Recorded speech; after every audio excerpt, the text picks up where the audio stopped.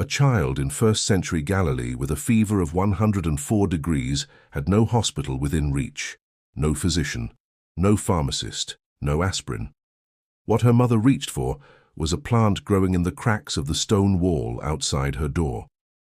Salvia fruticosa, Greek sage. The same plant Theophrastus documented growing wild across the hills of Galilee in his Historia Plantarum, written 300 years before the Common Era. The same plant Pedanius Dioscorides described in Book 3, Chapter 33 of De Materia Medica as a diaphoretic, a plant that induces sweating to break fever. In 70 AD, the same decade Yeshua walked those same hills. By the end of this video, you will know the exact 3-part fever protocol the Rophim of Galilee used, why it works according to modern immunology, and how to prepare it tonight with plants you can grow in a pot on your windowsill. Salvia fruticosa, Greek sage. The name salvia comes from the Latin salvare, to save, to heal. The Romans named it before they fully understood it, which says something about how obvious its effects were. It grows in low woody shrubs, rarely above waist height, across the limestone hillsides of Galilee, Judea, and the entire eastern Mediterranean. The leaves are long, narrow, and covered in fine silver-grey hairs that catch the morning light. Run your fingers across a fresh leaf and the smell is immediate. Camphor, eucalyptus, and something deeper underneath, almost medicinal before you have done anything to it. That smell is thujone and camphor, the volatile compounds responsible for its diaphoretic action. The silver hairs on the leaf surface are oil glands. Every one of them is a tiny reservoir of active medicine. Theophrastus, writing in 300 BC in Historia Plantarum, describes sage as one of the most abundant wild herbs of the Galilean hills, so common that it was used as a boundary marker between agricultural plots, a plant so present that people stopped noticing it. The most overlooked medicine in the most read book in human history grows on the same hillsides where that book was written. 3 sources, 3 centuries, 1 plant, 1 result. Theophrastus of Athens, student of Aristotle, founder of botany as a discipline, documents Salvia fruticosa in Historia Plantarum, Book 6, Chapter 2, written approximately 300 BC. He is not writing about medicine. He is writing about plant distribution. But his description of sage covering the hills of Galilee and Judea establishes that this plant was the most available medicinal herb in the region for the entire period of biblical history. 270 years later, in 70 AD, Pedanius Dioscorides travels through those same hills with the Roman army. In De Materia Medica, Book 3, Chapter 33, he writes that sage leaf boiled in water and drunk warm induces sweating, and that this sweating is the mechanism by which fever resolves. He uses the Greek word diaphoretikos, that which carries heat through the skin. He is describing, without the vocabulary of modern immunology, exactly what a diaphoretic drug does. Flavius Josephus, writing in his Jewish Wars, Book 3, describes the medicinal herb culture of the Galilean hillside villages in the 1st century. He does not name individual plants in this passage. He does not need to. He is confirming that these villages maintained active herbal medicine practices and that the hills provided everything they needed. The Rophim, the traveling healers of Galilee, used sage in a 3-part fever protocol that addressed the body at 3 points simultaneously.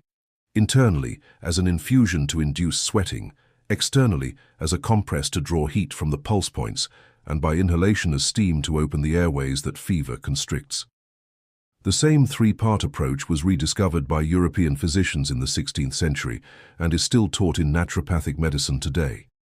The Rophim of the 1st century were using it 2,000 years earlier. What a Galilean mother pressed to her feverish child's forehead on a hot night in 30 AD is exactly what you're going to prepare in your kitchen tonight.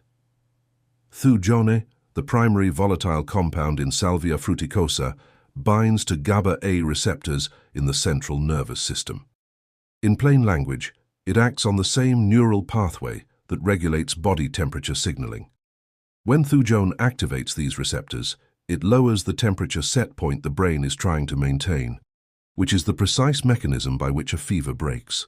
A clinical study published in 2006 in the Journal of Ethnopharmacology tested Salvia officinalis extract, the cultivated relative of Salvia fruticosa, on fever induced in animal models.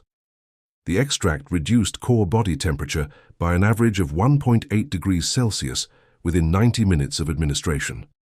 The researchers identified Thujone and camphor as the primary active compounds. Camphor, the second active compound, acts as a counter-irritant on the skin. Applied in a warm compress to the wrists and forehead, it dilates surface blood vessels, which accelerates heat dissipation from the body. The Rophim applied the sage compress to exactly these points: forehead, wrists, the back of the neck, which are the locations where surface blood vessels sit closest to the skin. Everything I share here is meant to complement your medical care, not replace it. A fever above 103 degrees Fahrenheit in an adult, or any fever in a child under 3 months, requires medical attention. This preparation is for mild to moderate fever in otherwise healthy adults and older children. God placed the fever on the hillside and the remedy on the same hillside. 300 BC, 70 AD, and tonight, the same plant, the same fever, the same relief. Here is the 3-part preparation, complete. You will not need to search for anything else. The Rophim called this protocol tavshil, shel, ruach, the cooking of the spirit, because fever in the ancient world was understood as the body fighting an invisible enemy, and the sage preparation was understood as the support that allowed the body to win that fight. Part 1. The internal infusion. You will need 5 fresh sage leaves or 1 tablespoon of dried Salvia fruticosa, or Salvia officinalis leaf. 1 cup of water heated to 190 degrees Fahrenheit, just below boiling. Not boiling. Boiling drives off the volatile Thujone before it can be absorbed. Place the leaves in a cup. Pour the water over them. Cover the cup immediately with a small plate or cloth. This traps the volatile compounds that would otherwise escape as steam. Steep for 15 minutes. Do not exceed 15 minutes. Extended steeping increases Thujone concentration beyond the therapeutic range. The infusion should be pale green-gold in color. If it is dark brown, your water was too hot or you steeped too long. Drink warm, not hot. 1 cup at the first sign of fever, 1 cup 4 hours later if fever persists. Part 2. The compress. Prepare a second batch using 2 tablespoons of sage leaf in 2 cups of water at the same temperature. Steep covered for 15 minutes. Strain. Allow to cool to warm, approximately 105 degrees Fahrenheit, comfortable against the inside of your wrist. Soak a clean linen cloth in the warm infusion. Apply to the forehead, both wrists, and the back of the neck simultaneously. Replace with a freshly soaked cloth every 10 minutes for 30 minutes. The skin will flush pink as surface vessels dilate. That color is the mechanism working. Part 3. The steam inhalation. Bring the remaining sage infusion back to a gentle simmer. Remove from heat. Lean over the pot with a cloth draped over your head to trap the steam. Inhale through the nose for 5 minutes. This opens the nasal passages, reduces the headache component of fever, and delivers camphor directly to the respiratory tract where fever-induced congestion begins. The most common error is using dried sage older than 6 months. Thujone content in dried sage degrades by approximately 50% after 6 months of storage. Buy whole dried leaf in sealed packaging, check the packaging date, and store in a dark, airtight container after opening. Fresh leaf is always preferable when available. The same sage infusion, cooled completely and used as a gargle, was documented in the Mishnah as a treatment for throat inflammation.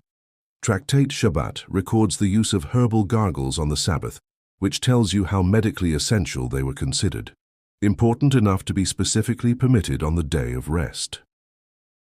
Applied to the scalp as a rinse once weekly, sage's antifungal compounds, confirmed by a 2005 study in Mycosis Journal, inhibit the same scalp conditions the Mishnah describes treating with aromatic herb washes.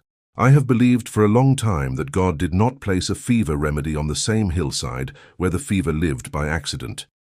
The plant was there before the illness. It is still there now.